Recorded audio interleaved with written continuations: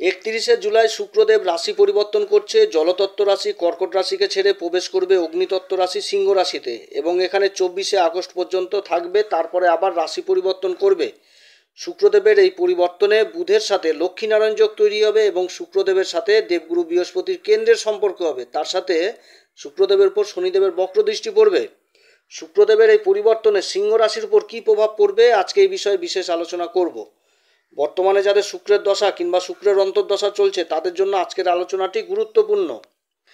এই যে লক্ষ্মীনারায়ণ যোগ তৈরি হচ্ছে রাশির উপর সিংহ রাশির ক্ষেত্রে, তো এই যোগের কোন দিক থেকে ভালো প্রভাব পড়বে এবং কোন দিক থেকে সাবধানে থাকতে হবে এই সম্পর্কেও আজকে বিশেষ আলোচনা করব। শুক্রদেবের এই রাশি পরিবর্তন আপনারা চন্দ্র রাশি অনুসারে দেখবেন। সমস্ত দর্শক বন্ধুদের জানাই আমাদের এই অ্যাস্ট্রো এসএম বাংলা চ্যানেলের মাধ্যমে নমস্কার এবং সমস্ত নতুন দর্শকের কাছে আমাদের বিশেষ অনুরোধ, এই চ্যানেলটি অবশ্যই সাবস্ক্রাইব করবেন। এই চ্যানেলের সঙ্গে থাকুন, জ্যোতিষীয় সম্পর্কিত অনেক তথ্য জানতে পারবেন এবং নিজের কুষ্টি নিজে দেখাও শিখতে পারবেন। গ্রহের গোচর সম্পূর্ণভাবেই নির্ভর করে জন্মকুষ্ঠির গ্রহের দশা এবং গ্রহের অবস্থানের উপর। আমরা যে ফল প্রকাশ করছি এটা আমাদের একটা প্রচেষ্টা মাত্র, এটা সম্পূর্ণভাবেই জন্মকুষ্ঠির উপর নির্ভর করে। ভিডিওটি কেটে কেটে দেখবেন না, সম্পূর্ণ দেখার চেষ্টা করেন, তাহলে বুঝতে পারবেন যে আমি কি বলতে চাচ্ছি। সিংহ রাশির ক্ষেত্রে রাশির উপর তৈরি হয়েছে বুধ আর শুক্র দ্বারা লক্ষ্মীনারায়ণ যোগ এই রাশির উপরেই। আর সিংহ রাশির ক্ষেত্রে শুক্র হচ্ছে পরাক্রম ঘর, পুরুষার্থের ঘর, তৃতীয় ঘর তুলা রাশি এবং কর্মের ঘর বৃষ রাশি, এই দুটি ঘরের অধিপতি হয়ে রাশির উপর অবস্থান করছে। অপরদিকে বুধ সিংহ রাশির ক্ষেত্রে ধনসম্পত্তির ঘর যেটা দ্বিতীয় ঘর কন্যা রাশি এবং লাভের ঘর একাদশ ঘর যেটা মিথুন রাশি, এই দুটি ঘরের অধিপতি হয়ে রাশির উপর অবস্থান করছে। বুধ হচ্ছে ম্যানেজমেন্টের কারক, বাণীর কারক, বুদ্ধির কারক আর অবস্থান করছে রাশির উপর। আর শুক্র হচ্ছে সুখের কারক, কলার কারক, অর্থাৎ আমাদের যে প্রতিভা, আমাদের মধ্যে যে প্রতিভা লুকিয়ে থাকে সেই প্রতিভা কিন্তু আমরা শুক্র থেকে দেখি। আর এই শুক্র সিংহ রাশির ক্ষেত্রে পরাক্রম এবং কর্মের ঘরের অধিপতি রাশির উপর অবস্থান করছে। তাহলে এইখানটাতে একটা জিনিস বোঝা যাচ্ছে যে এই সময় সিংহ রাশি কর্মক্ষেত্রে পুরুষার্থ পরিশ্রম করবে, নিজের বুদ্ধিকে যথেষ্ট লাগিয়ে নিজের প্রতিভাকে সবার সামনে তুলে ধরে যে কর্ম করবে এবং তাতে যথেষ্ট ধনসম্পত্তি অর্জন করতে পারবে এই সময়। আবার এই কর্মের ঘর বৃষ রাশি যেটা সিংহ রাশির ক্ষেত্রে দশম ঘর, এই ঘরে সিংহ রাশির দুটি কারক গ্রহ, পঞ্চম ঘরের অধিপতি দেবগুরু বৃহস্পতি এবং ভাগ্যের ঘরের অধিপতি মঙ্গলদেব।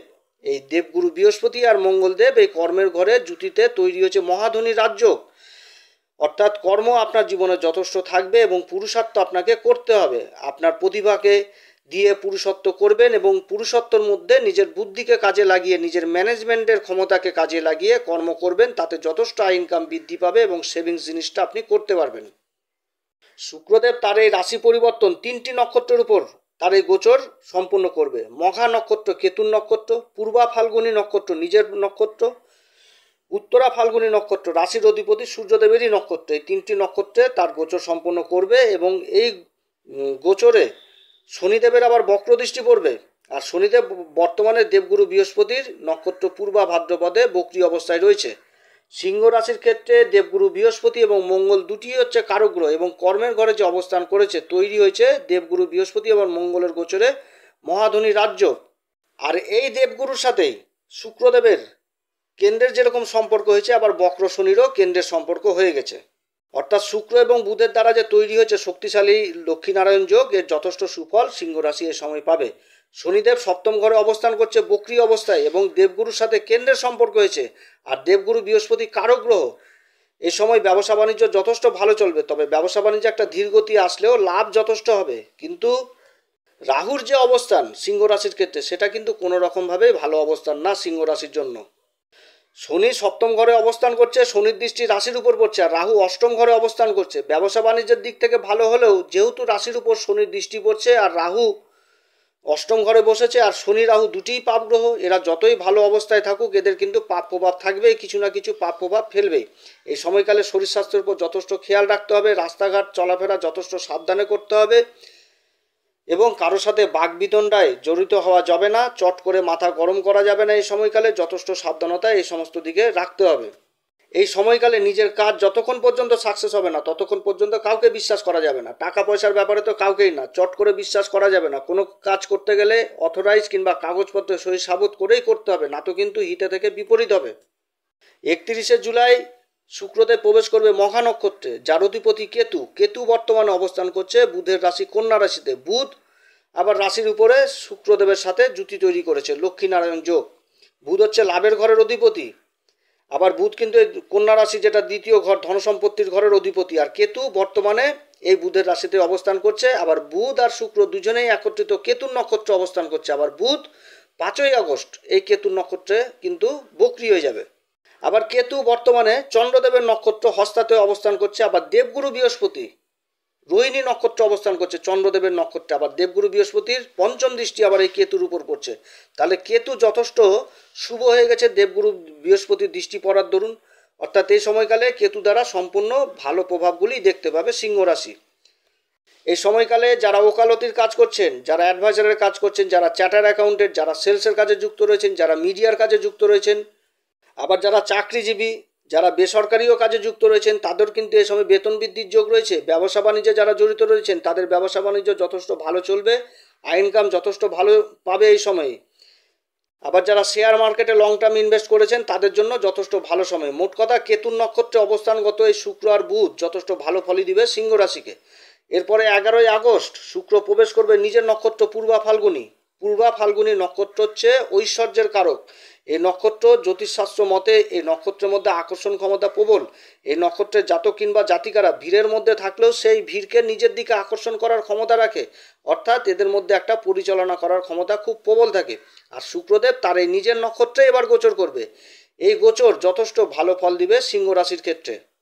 এ সময় যারা আইটি সেক্টরে কাজ করছেন, যারা মিডিয়া সেক্টরে রয়েছেন, যারা কম্পিউটার সফটওয়্যারের কাজে যুক্ত রয়েছেন, তাদের কাজে যথেষ্ট উন্নতির যোগ রয়েছে। এবং যারা এই সমস্ত কাজের জন্য চেষ্টা করছেন, তাদেরও কিন্তু এ সময় কর্মলাভ হবে।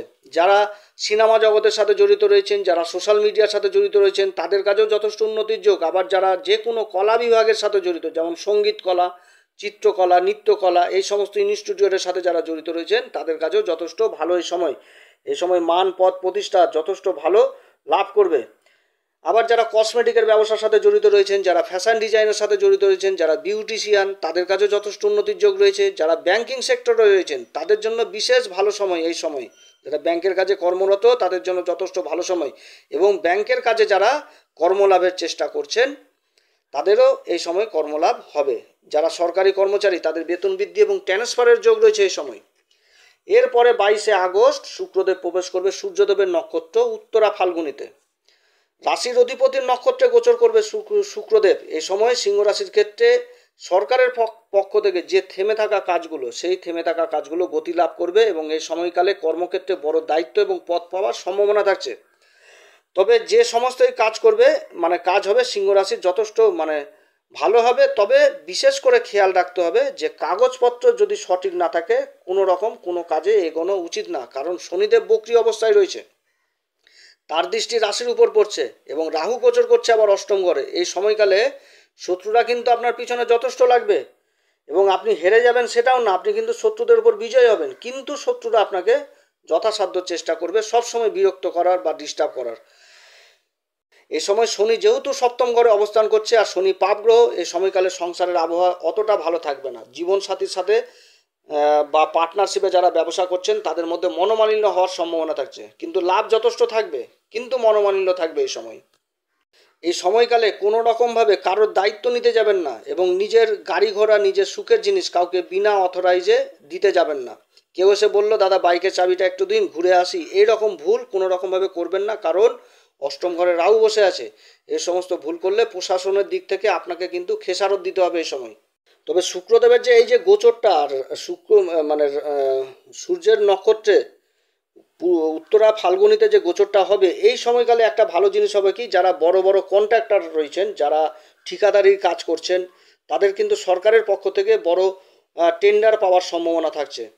এবং যারা সরকারকে মাল সাপ্লাই দিচ্ছেন, যাদের বিল আটকে পড়ে আছে, তাদের বিল পাওয়ার সম্ভাবনা থাকছে। এবং তার সাথে সরকারের দিক থেকে বড় মালেরও অর্ডার পাওয়ার সম্ভাবনা থাকছে এই সময়কালে সিংহ রাশি কোন উপাচার করবে?